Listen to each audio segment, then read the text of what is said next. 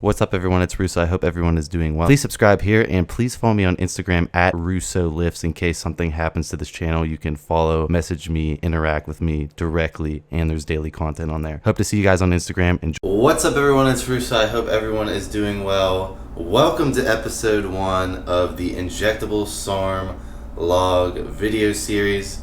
Going to be documenting an injectable Sarm on a baseline of testosterone, to see if injectable SARMs are better than steroids, if they have less side effects than regular SARMs, and if they're overall. So I'm here in South Beach. I'm a bit sick, honestly. I was in Dallas on a vacation. I came back for a day, went to the Olympia, and then I came back for a couple days, and now I'm in South Beach. So holding a bit more water than I normally am. I'm going to talk about what I was utilizing before going into the injectable SARM, kind of what I think is going to happen to my look and why I look a certain way right now. What's up, everyone? It's Russo. I hope everyone is doing well. Been appreciating all the support on the channel and Instagram recently. You guys have been awesome. I did want to catch everyone up and say that, I've been traveling around. I'm still getting over the sickness from traveling so much. Like I said, I was in Dallas and Vegas, and now I'm in South Beach in this vlog, but I'm finally back home and situated. My diet's back to normal. So I did want to go into what I was utilizing as far as, why my look was a certain way. I'm tired of people putting words in my mouth and not even knowing what I'm up to. By the way, this squat footage is very cringy. Just warning you, I was not allowed to take off my shoes, and I have some nasty butt wink in this squat footage, so yeah, don't kill me. But basically, after that big whole scenario with the giant mega cycle, I was very concerned about losing all the gains I made from that big cycle, because I was not going to continue those monster dosages when I got back from that. So I immediately went into a massive caloric surplus, utilized MK677, and then cruised a while because I did want to detox from that massive cycle.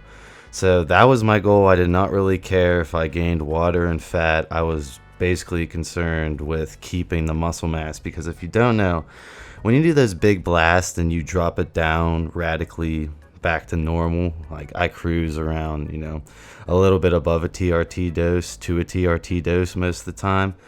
When you go from like that massive amount of super physiological androgens back to, my usual, the muscle could atrophy right off, and I could lose all the gains that I risked to even get by doing that documentary. So yeah, MK677 makes me look like a bloated whale, plus all the traveling on top of that had my look pretty bad. So I knew right off the bat that actually switching into this injectable SARM log, that my look was going to change rapidly, but I did want to give the disclaimer that I was artificially moon-faced for sure, and it really didn't matter how my diet was with the monstrous dosage of 677 I was utilizing. It wasn't going to negate all that water. Anyone who has experience with 677 knows the moon face and knows all the water retention that comes with it. So drop that as soon as I switched into this injectable SARM log, and then I kept my test base the same. Because like I said, it's been a while. It's been a couple months since that video and those videos in that cycle. So I'm pretty confident that all the mass is now sticking and I can cut down again. So the goal is to cut down again, and not really like the same goal as last time. I'm not trying to get super shredded. I'm just trying to get all the fat off me so I can do one more big bulk blast. And then next year I'm looking to compete in an amateur classic physique show. But I did want to give myself one more big bulk and a chance to fix the lagging body parts I have. So that is what was going on. I was also playing around with LGD 3303, just testing if certain company was legit or not as well. So that was all dropped. Now it's specifically utilizing the injectable RAD to see what's up with the injectable RAD, and I have a lot of opinions on it so far. But first, I did want to comment on some of this footage. So you'll see as this footage goes on, this was my first day in South Beach. You got to remember that I was traveling, my diet was completely off, and the 677 water was also coming off. So stick around till the end of the video to see the last posing footage versus the beginning posing footage of what I look like. And you'll see the rad look take over, and you'll also see all the MK677 water comes off, about almost 5 to 6 pounds of water weight. So I'm currently weighing in around 228, 227 right now. When the 677 was being utilized, I was 232 plus.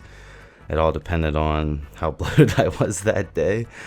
But yeah, the injectable rad right off the bat, it's, how do I put it?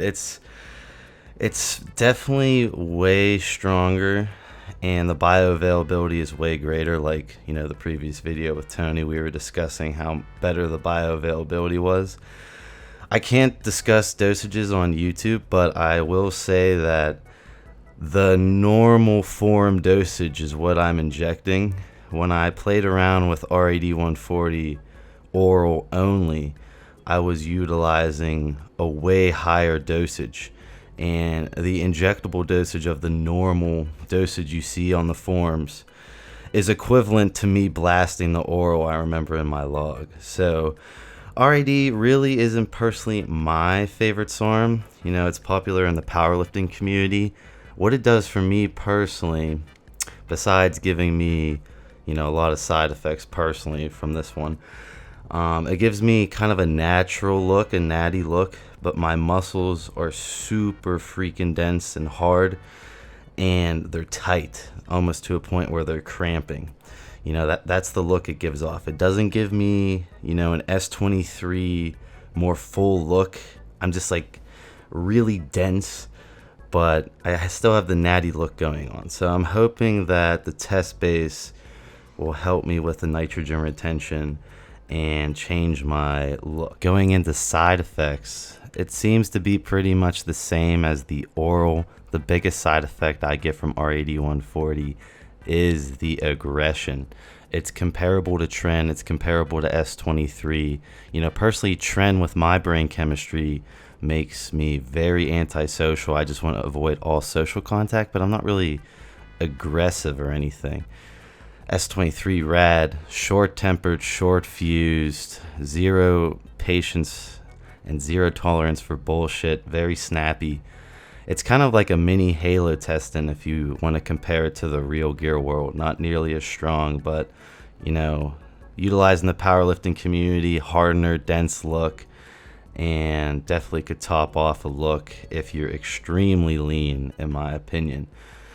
And the other side effect I would say is the dehydration effect. I'm definitely consuming more water than I normally would be, and the cramping effect, like I said. Those are the big side effects. I'm sure hair loss is still present, so if you're prone to male pattern baldness, this is one you have to avoid because it's more androgenic and definitely raises cortisol more than the other SARMs. So keep that in mind. My hair doesn't have a DH, like a starved nutrient look yet. We'll see as I continue running it. If we look at the last posing footage, you will see that my look has completely changed. I'm much leaner, and this was only a couple of days of it. So it kicked in right away. All the water came off, and my muscles are definitely dense and hard. But, you know, definitely don't have the fullest look here compared to some of my other looks I've brought in this same exact room. So that's overall my first initial impressions. It can be dosed way lower for pretty much the same effect as blasting it oral. I don't know if it's any healthier HDL, LDL, cholesterol wise. I don't know if it's any healthier on your lipid like your ALT, your liver. I would like people to post blood work, you know, people who are more like just utilizing RAD-140 only, not someone like me who the blood work could be skewed from a couple different other things. So we'll see as the blood work comes out onto the forms what people think of the injectable versus the oral. I will say right off the bat, it's definitely better bang for your buck and theoretically less toxic because you're saving a pass through the liver and you're getting more bioavailability. So that's my overall thoughts. Please subscribe if you're new. Unbiased bodybuilding content. I will see you guys in my next one.